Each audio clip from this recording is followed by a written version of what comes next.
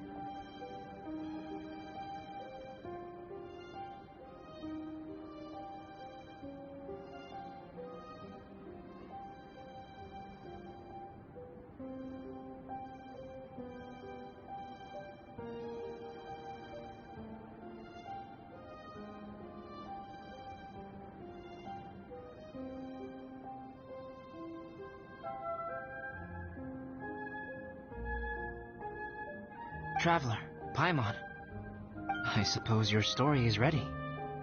Yep. How about you? need some more time? No need. I am also ready to tell my story. Paimon calls dibs. Paimon first! Please, go ahead. Okay, here goes.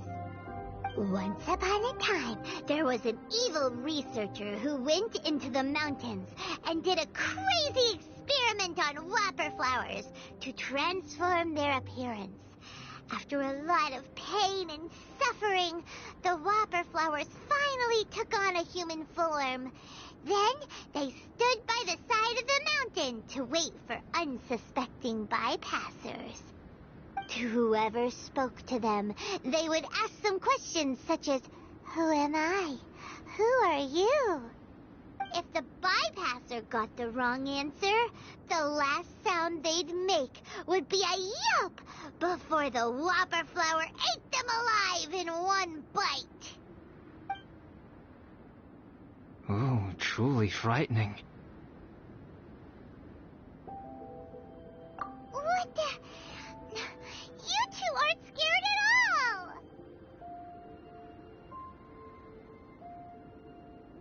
Don't go nitpicking, okay? If you didn't like the story, go write your own!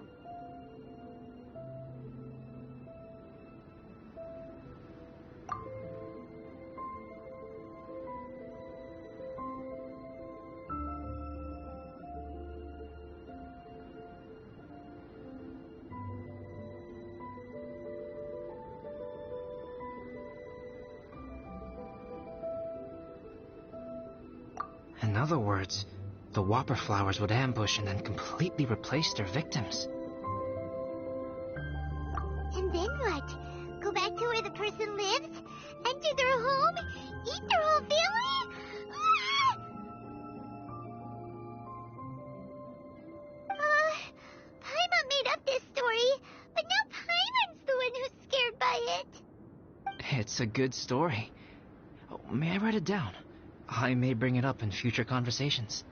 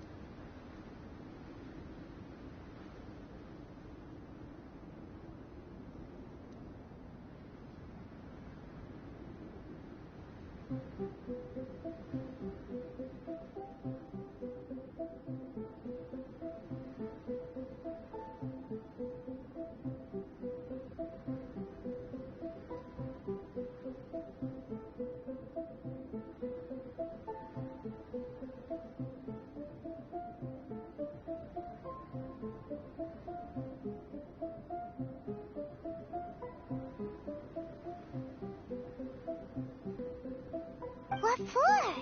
Just to scare people with? Yes.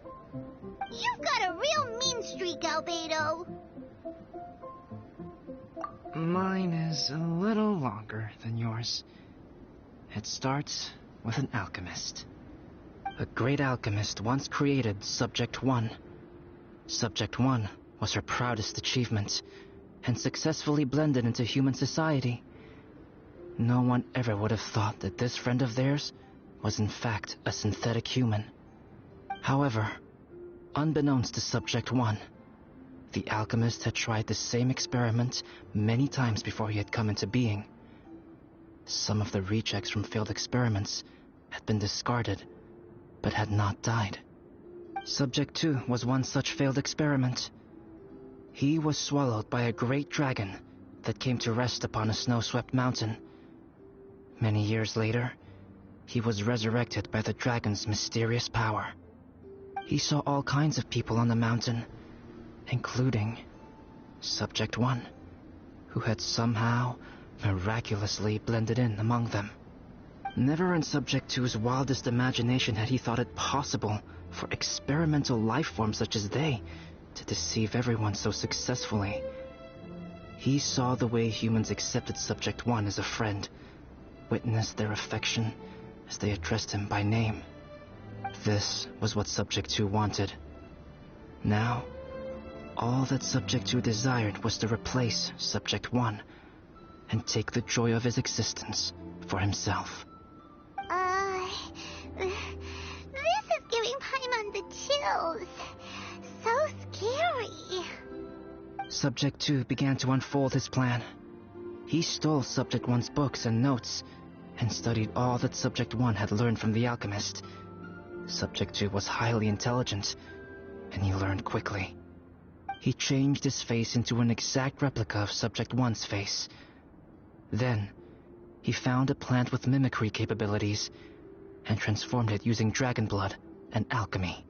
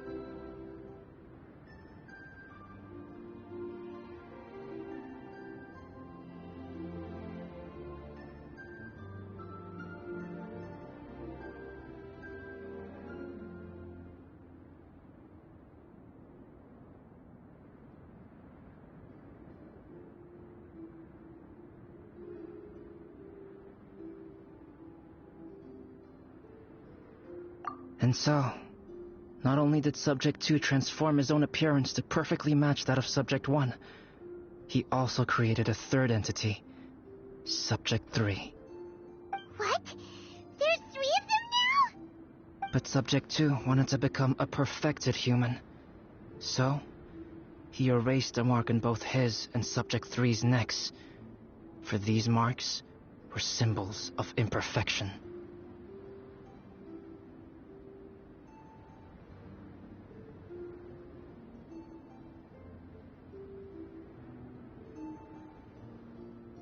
In my view, it was probably a subconscious act, an instinct. He so desperately craved to become a perfect human being that he forgot something. Human beings are defined by their flaws. Subject 2's plan was meticulously crafted. Subject 3 would draw Subject 1's attention. After Subject 1 disposed of Subject 3, he would assume the threat had now disappeared and would let his guard down. The next moment that Subject 1 was alone, Subject 2 would make his move. He would eliminate Subject 1 and become the only one remaining. He would secretly replace the Subject 1 of everyone's memories and inherit his identity, residence, clothing, sword, name, and friends. People would have no idea that the individual they knew had become somebody else from one day to the next. This is way too scary. Paimon's never gonna be able to trust anyone again. But just before Subject 2 could carry out his plan, a unique stranger entered the mix. Subject 2 tried to make contact with this person, but found that they could somehow sense he was different from Subject 1.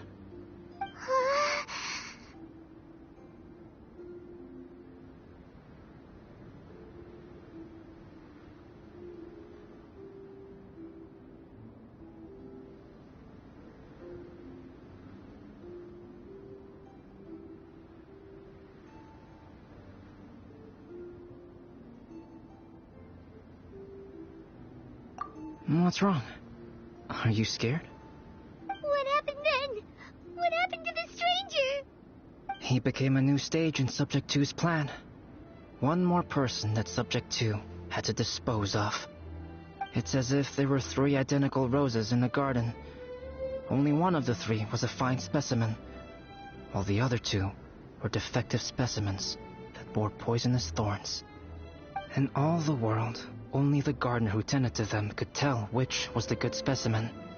People do not like poisonous plants. Only a perfect rose can fetch a high price. If the inferior specimens wanted to conceal the fact of their worthlessness, they would have to take the gardener out of the picture, using their poisonous thorns.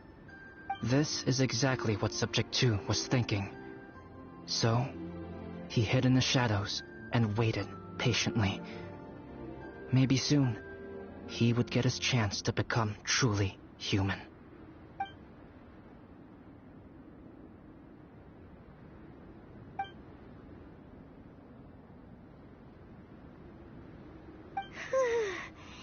That was intense!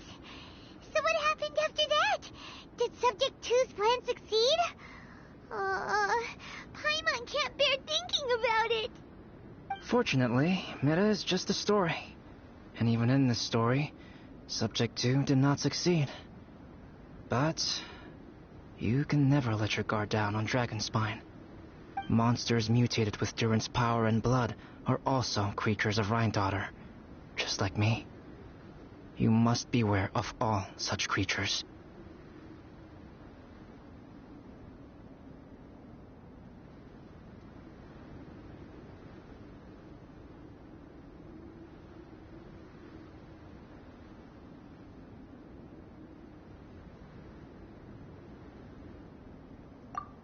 I'm glad to hear that. It's okay. I know what I am. You and I are both different, so there is no need for me to hide the truth. The only thing is that sometimes, when I think about how mighty the power of alchemy is, I feel so small. As beings who set foot in this world, How arrogant are we in desiring to control our destiny, and in desiring to create? Is creation an arrogant act, traveler? If not, why do we call the ones that created us and control us gods?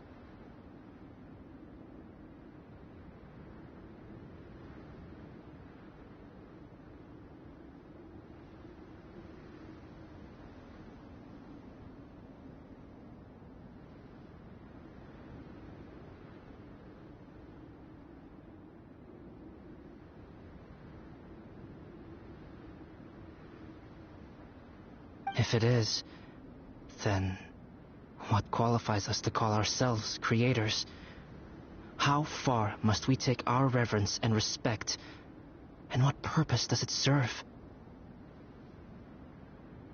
Nothing special, but whenever I think about it, I feel a twinge of grief.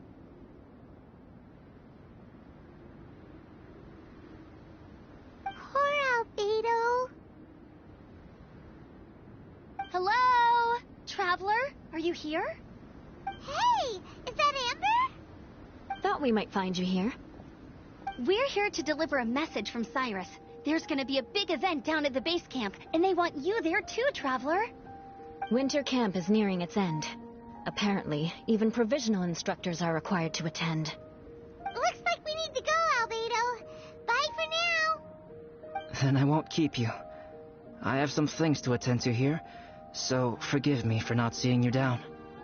Don't worry about it. There have been no issues getting up and down the mountain recently. Is everyone ready? Let's not keep them waiting.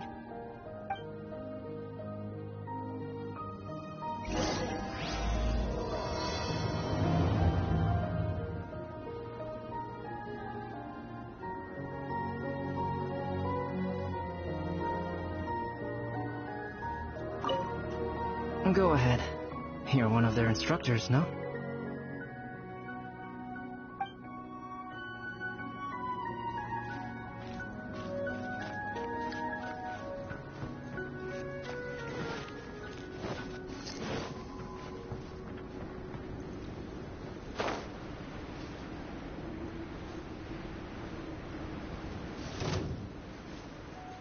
One after another.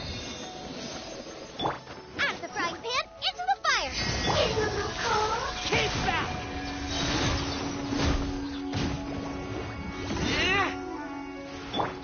Eat this! No!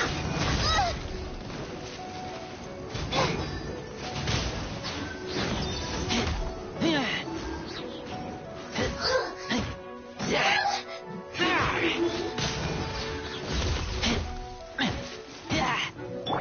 Now for the fight!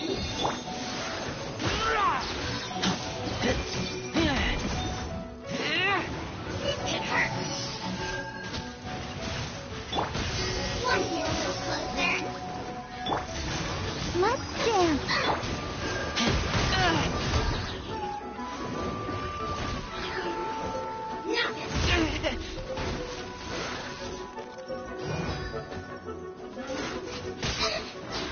One after another. Ready, steady, go!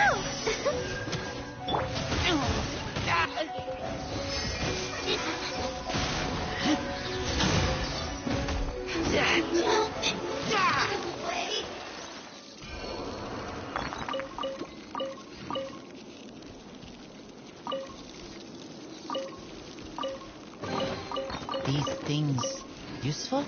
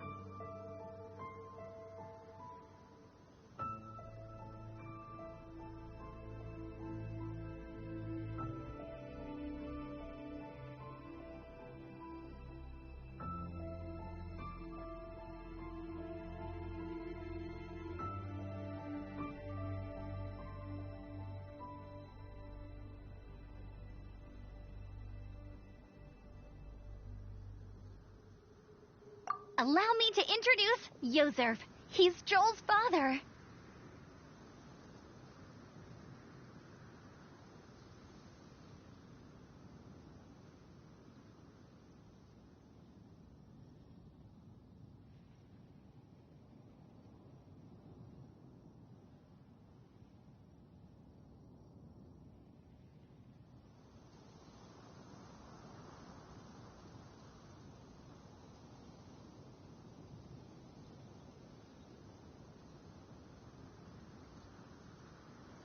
Dad, this is that traveler I was telling you about. The traveler's helped me out loads in the past, and this time we even built a snowman together. Joel has told me everything about you. I can't thank you enough.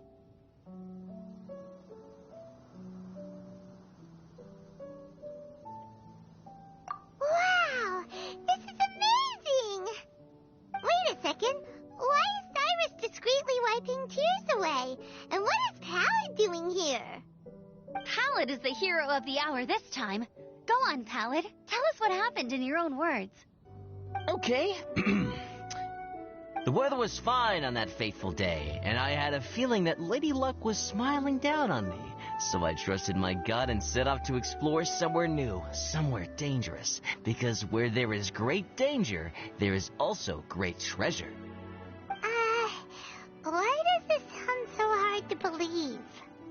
But I had only been away from the group for a short while when I fell down a slope and just started rolling. Uh-oh. Did my bad luck rub off on him when we ran into each other on the mountain? The place I fell to was somewhere I didn't recognize, and I'd sustained a few injuries. I remember thinking to myself, this is the worst luck I've ever had in my whole life. Then I met Yozerv. He'd heard the sound of me falling and came out to see what was going on. Huh? Wow! So it was completely by chance then! I thought he must have been someone from the Adventurers Guild here for the event, but after a few words of conversation, it was clear that he was having memory problems. He didn't even know his own name. The temperature was freezing, and there was no time to deal with all that there and then, so I convinced him to come back to the camp with me and figure everything else out after we got there. We got back to the camp, ran into Joel, and the moment he saw him, he froze for a second with this completely stunned expression on his face, and then he started crying out, "Dad! Dad!" That's when Yozerv suddenly started to remember. My memory has still not fully recovered, but Joel and his mother, they are the only ones that I will not, no, that I cannot forget. Daddy. Daddy's right here, Joel. Daddy's right here. Yozerv, don't you remember anything else at all? The poor princess, feeding the foxes? I'm sorry. I have no recollection. Maybe it's because of the head trauma. I'm not sure. I woke up and found myself covered in blood. My things were gone, and there was nothing to indicate who I was or how I got there. I crawled into a cave and settled in for a slow recovery. After my legs and feet were a little better, my hunting skills were what kept me alive. Dad, I was so worried about you. I'm all right now, Joel. Oh, don't cry. Daddy's not going anywhere. I'm here to stay. Oh, this is good. This is good. You know what, though? I definitely think my luck got worse after running into Benin on that mountain. I knew it. I just... No. I just meant if it weren't for you, there's no way I ever would have run into Yozerv on a mountain this huge. Besides, we got back safely, didn't we? So don't blame yourself. Maybe sometimes miracles can only happen when you get just unlucky enough. Pallet. When did you become such a smooth talker, huh? Huh? Am I? I was just telling the truth. Oh, yeah. I want to say thank you to the Traveler, Uncle Cyrus, Auntie Eula, and Auntie Amber. Thanks, everyone. You all helped look after me, and I will always remember it. But I guess I can't take the snowman with me, or it'll melt once it leaves Dragon's Spine. It's such a shame. Oh, I can help with that. One moment. Huh? Eula? Here, take this. It's powdered rime. Just add it to your snowman, and it will never melt. Wow! Really? Oh, this is awesome! You're the best, Auntie Eula! Dad, I have an unmeltable snowman now! How cool is that? How can I ever repay you all?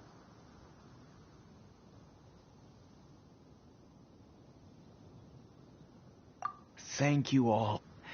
Thank you, from the bottom of my heart. Dad, I want to go move the snowman.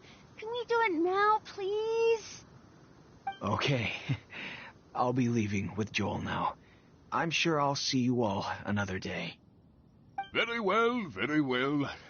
It's time for Pallet and I to have another discussion concerning his breaches of adventurer discipline. Huh? But Cyrus, I think I kind of made up for my mistakes this time, you know? See you guys! Oh, I made this for you and Amber. Think of it as a winter souvenir. Aw, are you sure? This must be really important to you. Come on now, just take it. No need to make such a fuss. Wow! Now our snowman won't melt either! Grip! You're welcome. Just keep it, that's all I ask. Amber and I have some business to attend to now. See you later. See you! Everyone's gone. Seems like they've all got their own stuff to do now. Oh! You know what? We've been on Dragon's Spine all this time, and somehow Paimon still forgot to ask Obey. Maybe we should try Timaeus again.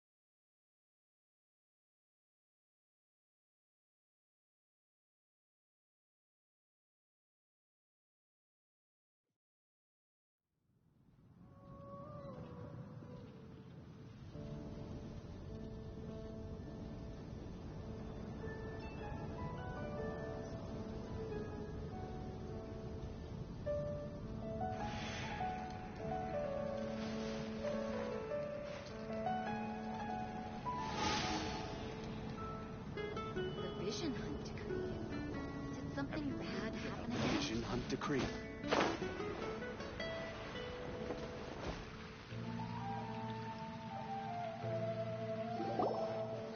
Timaeus! Traveler and Paimon, what can I do for you? Wait a minute. You've got that mischievous look on your face. Oh, you're not still thinking about... Timaeus, will you help us?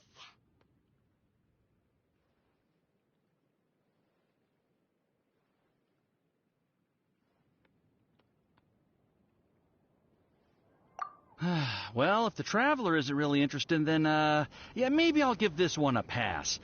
It's just the weirdest request. No, but Paimon's Sunsettias are gonna go to waste with... And the time it would take me to research something like that, I could probably pick those Sunsettias again 10 times over. New research project, Timaeus?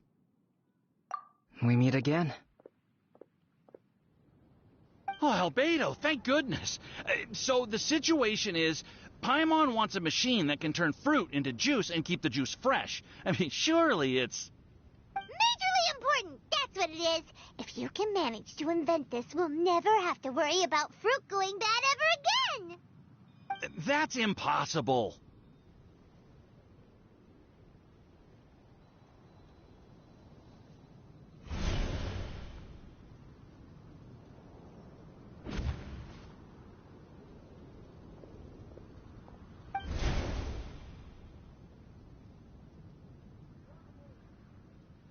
Turning fruit into juice is not hard, but keeping it fresh is more difficult. But if you simply want to keep the fruit from rotting, there are many ways to achieve this. Right, Traveler?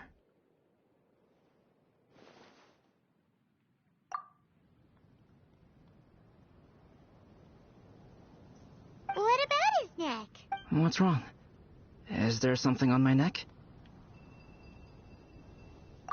From the look on your face, it's as if you thought I just played a practical joke on you that was in exceedingly poor taste. Albedo, you were saying, how do you stop fruit from going bad? Well, one way would be to bury your fruit on Dragonspine, where the snow never melts all year round. But then Paimon won't be able... You could always No, too cold for Paimon. Or you can give the fruit to me, and I would take it to Dragonspine for you. But since you don't like the cold, you'd have to send someone else to pick them up when you want them. This is where you come in, Traveler. Suddenly sounds a lot more feasible with other people doing all the work. Fruit buried on Dragonspine will stay fresh for much longer. However, who knows? Maybe the next time you visit, it will have grown into an orchard. You can water the trees, add fertilizer, and when they finally bear fruit, you will have some... No way! Then Paimon will have to be a gardener! That's not the goal here. Oh? Well, I don't think being a gardener is so bad.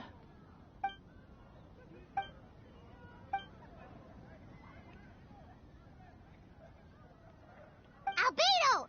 Stop trying to get your hands on Paimon's super sweet Sunsettias! Of course it bothers Paimon! They are the rarest, super-duper sweetest Sunsettias ever! And they're not for you! Okay, but they're just Sunsettias. I think you're only so attached to them because you don't have much fruit of this quality in your possession. When someone's pockets are full and their spirit is fulfilled, they don't easily fall prey to this kind of yearning.